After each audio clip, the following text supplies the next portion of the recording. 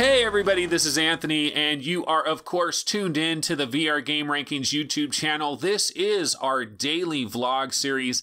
It is a brand new week. We are now at February 12th, 2018. It is Monday, and there is a lot of excitement in the air because you know what? Next week we have two really big releases in the world of VR gaming. We have Moss for PlayStation VR, which looks like one of the more interesting platforming games in VR. Very excited about that.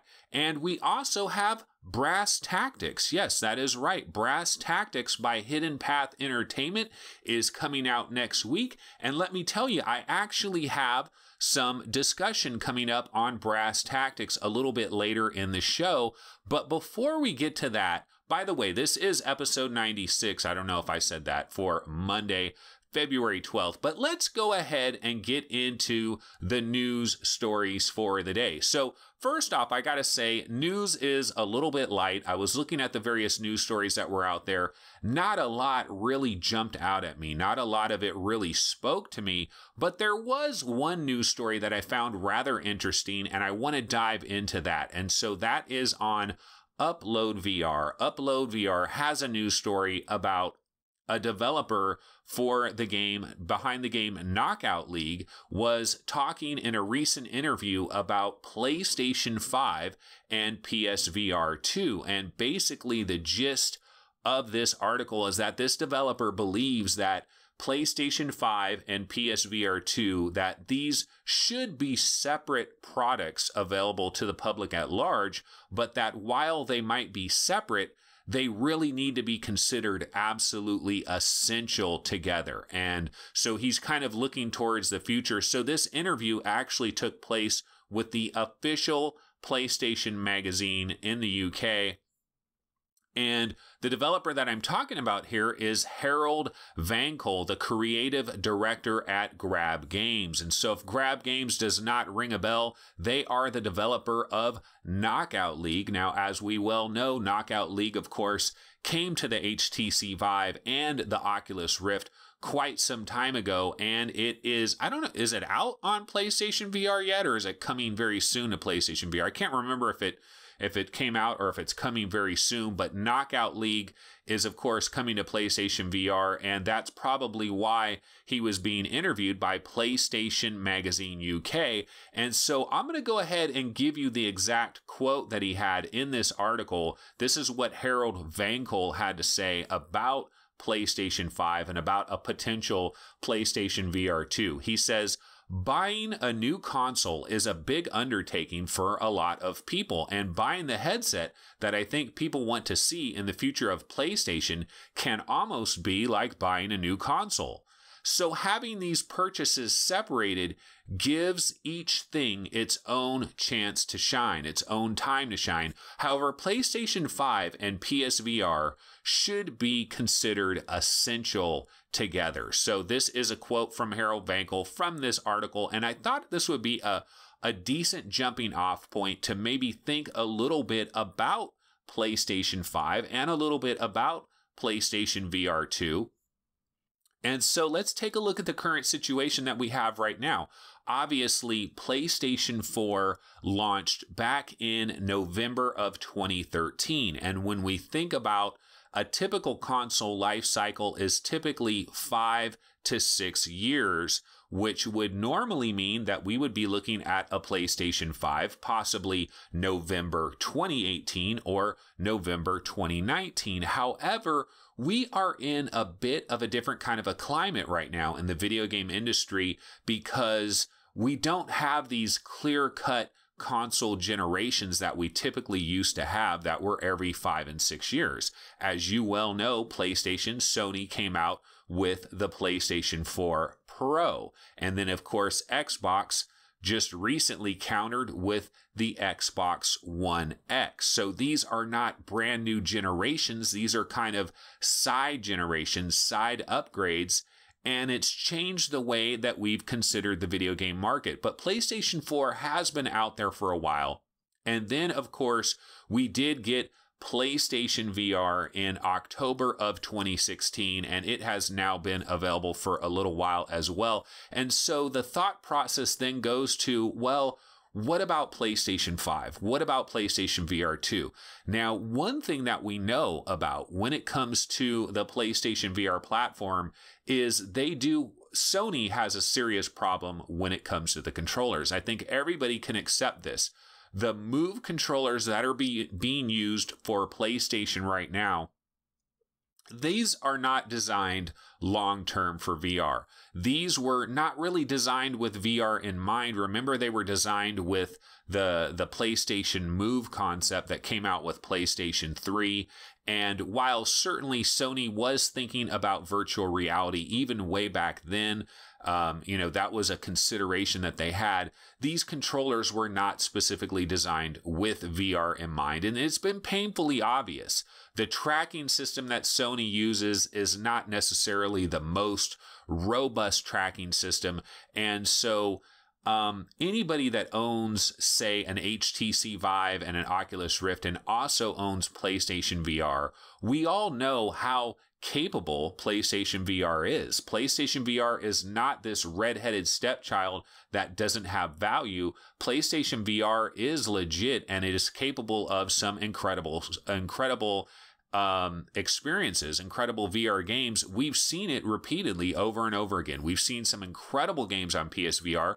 We've even seen some PC VR games like Raw Data and Arizona Sunshine and Super Hot. We've seen a lot of these games come over to the PlayStation VR and lose very, very little in the translation. So PSVR is very capable, but these controllers are definitely holding it back a little bit. And so we are kind of thinking, well, could Sony possibly come out with some new controllers, or do they need to come out with an entirely new PlayStation VR system? And then if they do that, how does all of that relate to PlayStation 5? And the way that I look at it is, the controllers are absolutely the Achilles heel for the PSVR platform. They are definitely holding the PSVR platform back to a definite degree. But the problem is, see, here's the thing. Sony is in between a rock and a hard place when it comes to this situation, because they can't just release new controllers. That's what everybody on the PlayStation VR subreddit believes, that Sony can simply release some new controllers and everything is good. The problem with this is, remember the tracking system that they're using. They are using a single camera for their tracking system, and the PSVR headset uses an optical light based tracking system. The controllers use an optical light based tracking system. So if Sony were to come out with brand new Move controllers for their existing platform as it is right now, then we are going to get those big colored lights on the controllers again. And I think that is not the best idea. Optical light is probably not the way to go. I think Sony is well aware of this. Now, it worked very well for them in the launch of PlayStation VR up to this point. And I think PlayStation VR, I mean, one of the things that it has going for itself is that it is good enough. It is just barely good enough. And they've been able to keep the price low by using these existing Move controllers and using already pre-existing technology. They've been able to keep everything low and affordable, and that is great. And that has helped it hit 2 million sales and rising. And PSVR is widely accepted in the gaming world and has been gaining momentum with each passing month and with all the big releases that continue to hit it. But we know that these controllers are an issue, but the tracking system, are they going to come out with a completely new tracking system? That creates problems. So I think Sony has to look towards the second version of PlayStation VR. And it's simply natural to consider an idea of not only coming out with a PlayStation 5, but also a second version of the PlayStation VR and coming out with them all together in one fell swoop. Now, I have suggested a number of times that my belief is November of 2019, which is well over a year away. We still got a long time away from this. We still got a long time to get to November 2018, and then I'm talking about another entire year on top of that. But it's my belief that Sony might actually look to launch the PlayStation 5 in November 2019 and also come with PSVR 2 with completely brand new tracking system, with hopefully some type of new wiring system. I mean, wireless would be incredible, but that is a lot to ask. But we're talking about November 2019, so we are talking about quite a bit in the future. But this developer, Harold Vankel of Knockout League, he's saying that these things should be considered absolutely essential together. And I completely agree. But what I'm not so sure about is this really resonating with mass market consumers that quickly? That's where I don't know. I might see a possible disconnect, because a PlayStation 5 is not going to be an inexpensive item all by its own. It's probably going to cost $400 all by its lonesome. And if the PlayStation VR 2 is highly capable and is a lot better than what we have now, has better resolution, possibly a better field of view, possibly better reduced screen door effect, and all the other things that we expect with new technology coming to a VR headset, possibly eye tracking, possibly foveated rendering, all kinds of possibilities, maybe wireless. I mean, that is always a possibility, and a completely new tracking system. So that is going to be expensive as well, but we could look possibly to November of 2019. But this is something to keep in the back of our minds as we think about the future of the PlayStation VR platform. Okay, didn't want to spend so long on that, but let's go ahead and get to story number 2. Now, story number 2, I'm actually going to go into a game discussion, and the game discussion is Brass Tactics Arena. Okay, so you guys know that every time that I've mentioned Brass Tactics, I've kind of gone into this diatribe about how I'm not really into real-time strategy games, and real-time strategy games tend to overwhelm me, and it's a multitasking simulator, and this isn't really my bag, and this is not my type of game, so I might not really get into Brass Tactics Arena, or Brass Tactics itself, which is coming out next week on the 22nd. But yesterday I was on the VR Roundtable episode, the most recent VR Roundtable episode, which has also gone live today.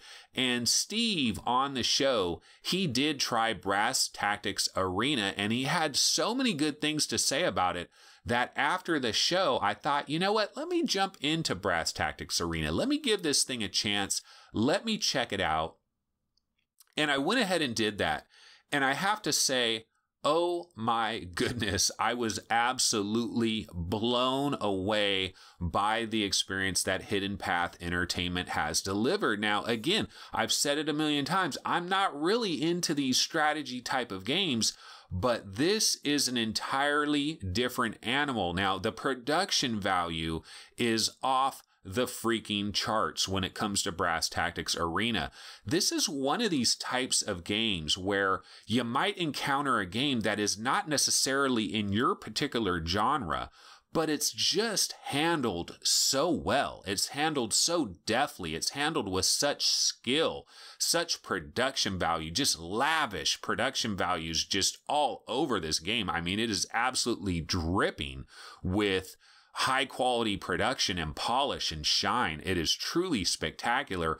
And so sometimes you'll get a game that is completely out of your normal genre, but it's been done so well that this game can almost be an introduction to a genre that maybe you're not a fan of, but maybe you now have to reevaluate your thought process. I always kind of discounted these real-time strategy games, and I've always thought, these things just aren't for me. This just isn't my bag.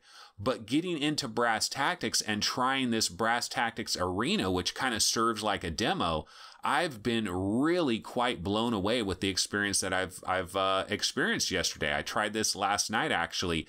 And the thing about it is, so when you get into Brass Tactics Arena, there is this large table that is laid out in front of you, and you actually can play this game standing up, and I played it standing up, and so you're just standing up, you're at this huge table, and it's kind of, if you could imagine in the Pentagon or something, like there's this war room, and you're planning your battle strategy, and there's this large table that's laid out, and you have your castle and your fortress on one side, and the enemy's fortress is way over on the other side of the table, and you have your different forces that can attack their forces, and you kind of set everything up, and it's one of these battle things. And I gotta tell you, anybody that has ever played with army men or little Star Wars action figures or whatever you did when you were a kid, I know everybody's done this. I know that I've done this. I can remember when I was a little kid, we had those army men, like from Toy Story, those little green army men, and there were brown army men and green army men, and you would set them up, and you had the little army men that had bazookas. You had the army men that were prone on the ground. You maybe even had some tanks and stuff like that. And you might have a buddy come over to your house, and you would play out these little war games, and you would do it in your living room, maybe on the carpet, and you would kind of create this whole entire scene out in front of you. And that is very much the kind of experience that Brass Tactics brings to the table. Now, one of the things, though, about real-time strategy games that have always been difficult for me to kind of wrap my head around is that there's so many controls, it's so complicated, and it just kind of seems overwhelming. But that is where the power of virtual reality comes into play with this Brass Tactics Arena, because I tell you what, you have your archery guys, you have your artillery guys, you have your cavalry guys, and it's so simple with your touch controllers to click on your different units and to just say, okay, I want you to go over there. I want you to go over here. I want you guys to attack. I want you guys to just stay. Incredibly simple, absolutely effortless. It makes the game so incredibly easy. So you basically have your castle area, you have your units, and what you do is you send them out, you attack the enemies, and there will be these little tower areas. And so if you can take over an enemy's tower, and now you have the ability to put your type of situation onto their tower. So you can create a new archery tower, you can create a new artillery tower, you can create a new cavalry tower, and then what you do is on that tower, you can click it 3 different times, and you could have it create those units, artillery units, cavalry units, archery units, and the different units go up against the enemy's different units in different ways. For example, the archers have the advantage over the artillery soldiers. The cavalry has the advantage over the archers. And then the cavalry has the advantage over the archers. The soldiers have the advantage over the cavalry. So it's basically rock, paper, scissors is pretty much what it is, but it's just the way everything is combined. It just works so incredibly well. And then also, when you're in this environment where it's all taking place, there's this table there, right? You can raise or lower the table, and you can grab the table and just pull it. You can quickly go to one side. You can move the table over here. It's just magical, man. It's this magical world. And this is truly special. It's spectacular. I am absolutely blown away with what I experienced with Brass Tactics yesterday. I can't wait to get back in there and try some more of this. And I am very much looking forward to the final release of Brass Tactics next week. Never would have thought this would be a game that would interest me, but it is magnificent. Truly blown away by what I experienced last night. Okay, before we get out of here, already running out of time, so I guess we're just going to get into that one news story and then Brass Tactics. And then the one other thing that I wanted to talk about a little bit is Sairento VR. Yeah, I think I'm pronouncing it right. I think it is Sairento VR, I guess. I still can't pronounce this damn game. I want to say Sairento VR, and I know it's not pronounced that. It's Sairento VR. So Mixed Realms reached out to me last week. They did provide me with a review code, full disclosure, and I truly appreciate that. And over this weekend, I was able to play this game a number of times, and I am still very early. I mean, I've only touched the tip of the iceberg when it comes to this game, and I'm still very much a rookie and still very much a noob as I work my way through Sairento VR. But I have experienced the game to some degree, and I do have some takes on it. And basically, my take on this game is that if you are a fan of Superhot, if you're a fan of Robo Recall, this will probably be your jam, because this is kind of almost like a perfect combination between both of those games and just that kind of action.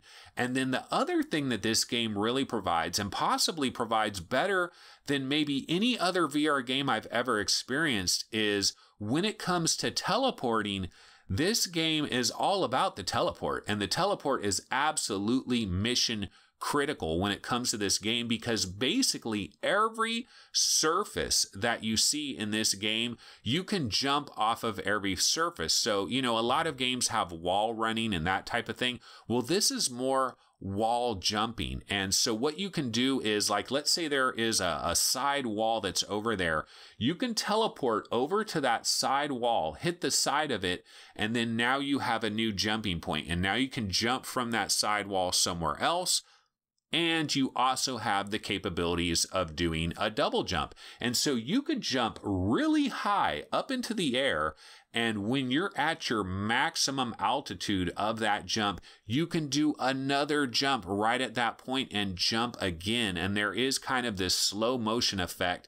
And so what happens is, as you get better and better in this game, you're going to turn into an acrobat. You know, you're going to be jumping and hopping and bounding all over the place like a crazy maniac. You're going to be bouncing and bopping all over, and you are going to be slicing and you are going to be dicing, because the weapons that you get in this game, you get two blades that are behind you that you can oh man, I just screwed this up. You get two blades behind you that you can pull out, and you can slash the hell out of anything. You can chop people in half. You can do all kinds of crazy attacks with your blades. And then of course you have guns right here on your hip as well. So you've got guns, you've got blades, you can slice and dice, you can shoot the living daylights out of these enemies.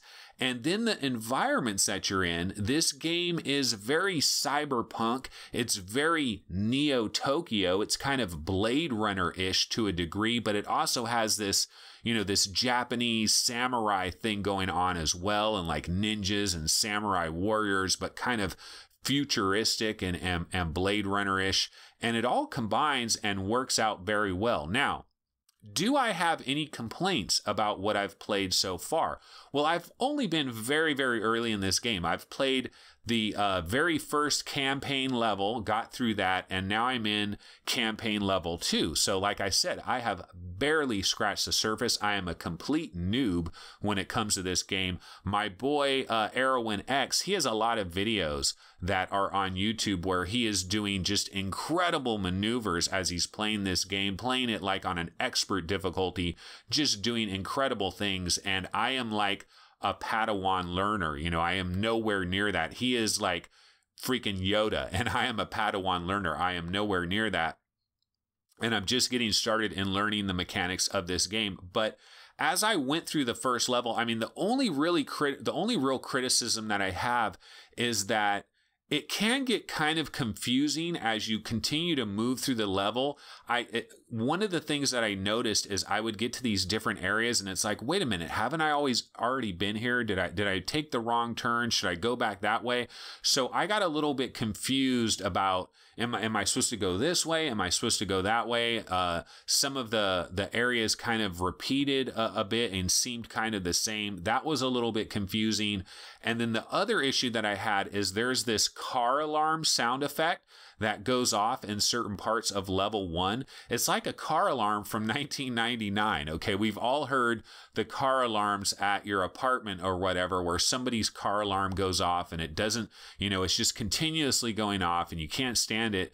But they have that sound effect in this game, and it's like, wait a minute, there's a little bit of a disconnect here with this car alarm sound effect, because it seems like it's the year 2200 or something. We're in the future, you know, it's very Blade Runner-ish, yet we got this car alarm from 1999 that is constantly ringing in my ears. So that was a little bit distracting. It was a little bit confusing going through the opening level. I kind of started to wonder if I was going the wrong way. But other than that, the action is fast, the action is furious, and the game is very exciting. And if you are a huge fan of Super Hot, if you're a huge fan of Robo Recall, this is kind of your game. So this is something you should definitely check out. You should definitely consider. I'm really liking Sairento VR, but like I said, just scratch the surface of it. Definitely have to give it a lot more game time. All right, folks, so we've actually gone quite a bit longer than I normally go on these shows, but that's going to go ahead and do it. This has been episode 96 for Monday, February 12th, and hopefully tomorrow we can get back into a lot more news stories, hopefully some exciting news stuff on the docket, and maybe even some additional game discussion as well. I didn't talk about Sprint Vector. I have been playing some more of that, so we might be able to get into a little bit of that tomorrow.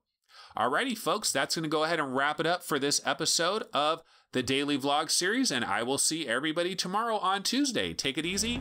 Later.